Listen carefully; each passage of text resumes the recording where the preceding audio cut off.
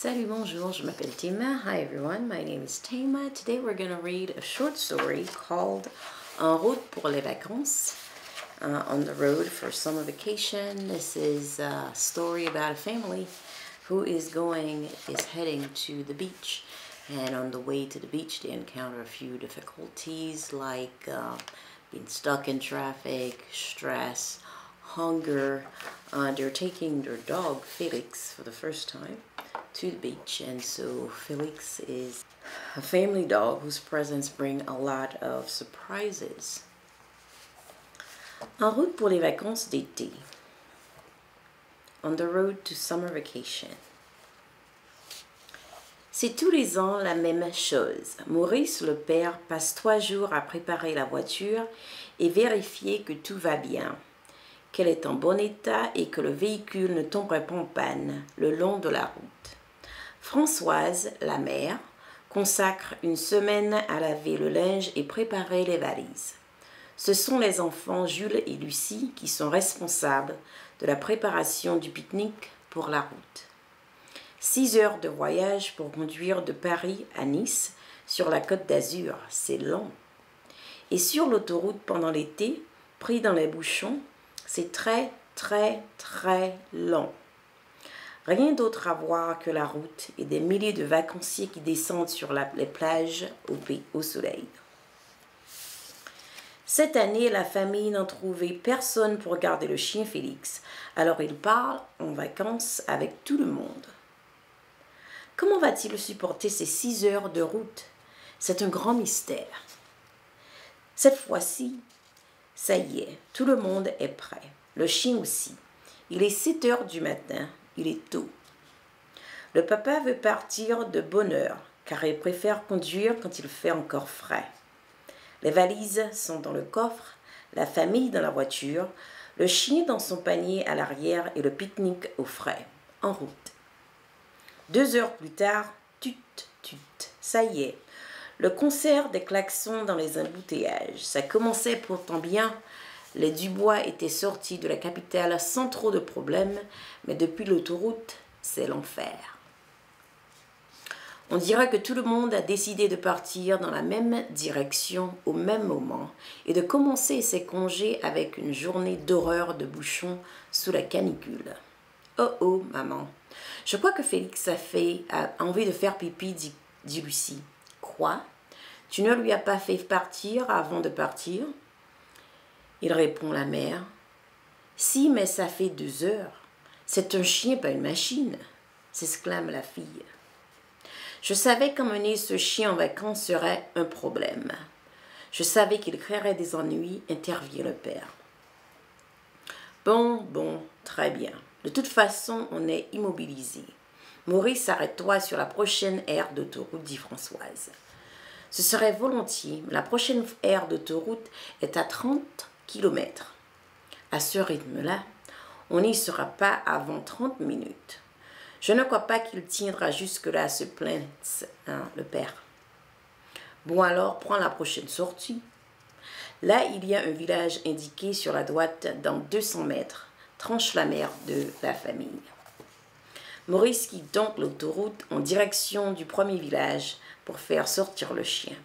La voiture s'arrête sur une charmante petite place entourée d'arbres et les grands-pères discutent assis sur les bancs.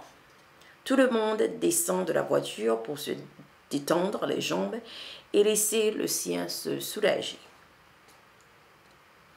Et si on allait prendre le petit déjeuner dans ce café de la place, propose Jules. Oh oui, j'ai faim, dit Lucie. Pourquoi pas après tout? Ça nous ferait une pause. D'accord, Maurice, dit maman. Allez, d'accord.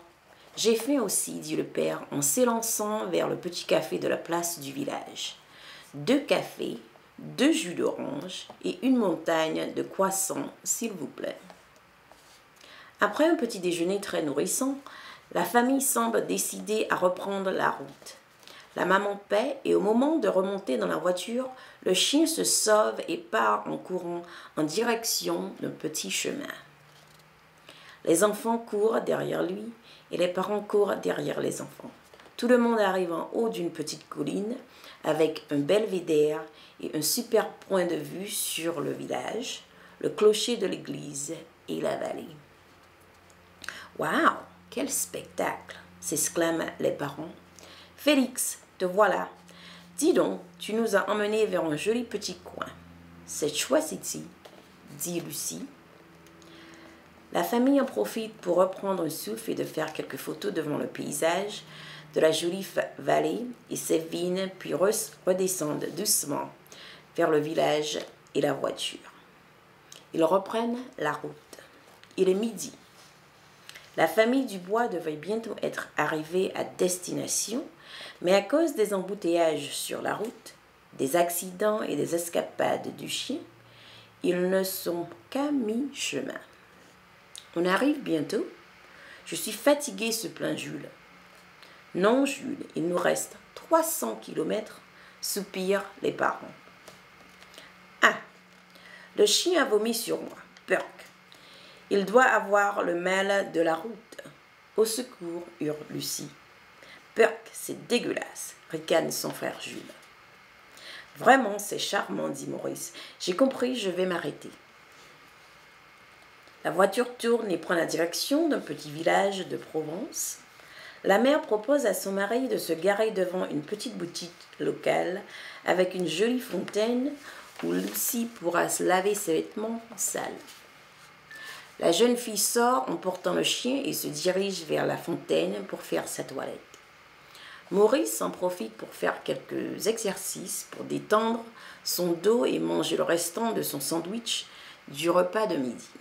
Pendant ce temps, Françoise se promène dans la boutique et fait un peu de lèche-vitrine. La boutique vend des souvenirs de Provence, du savon de Marseille, de la lavande, des olives, des jolis tissus, des fleurs séchées. Elle fait le plein de souvenirs et de produits du terroir et achète quelques bonbons à la lavande. Le garçon Jules mange des abricots que la vendeuse du magasin lui a donnés. Pendant que Lucie nettoie ses vêtements et Félix, elle remarque une plaque gravée en latin sur la fontaine. La dame de la boutique s'approche et lui dit « Il est écrit que Jules César a bu dans cette fontaine lorsqu'il a traversé la Gaule. » Cette fontaine est un vrai trésor archéologique. Elle a été construite par les Romains en garnison ici. « Waouh! Tu as entendu ça, maman? Jules César a bu ici. » Maurice s'approche et vient se rafraîchir à la fontaine. Eh bien, si c'est bon pour Jules César, c'est bon pour Maurice Dubois. Toute la famille rit de bon cœur, rejointe par les éclats de rire de la gentille vendeuse. Vous voyez qu'on a bien fait d'amener le chien finalement. Grâce à Félix, contrairement aux autres années, nous n'avons pas entièrement perdu cette journée de voyage. Le chien nous a donné l'occasion de faire un super petit déjeuner dans un village historique, de voir un panorama magnifique, de faire le plein de souvenirs de vacances, de goûter de délicieux produits locaux, de faire un peu d'archéologie et de rencontrer des gens aussi charmants que cette vendeuse. Même papa se sent comme Jules César aujourd'hui. Okay, so I hope you enjoyed it, and please feel free to like, share, and subscribe, and I will see you in my next video. Salut, à bientôt.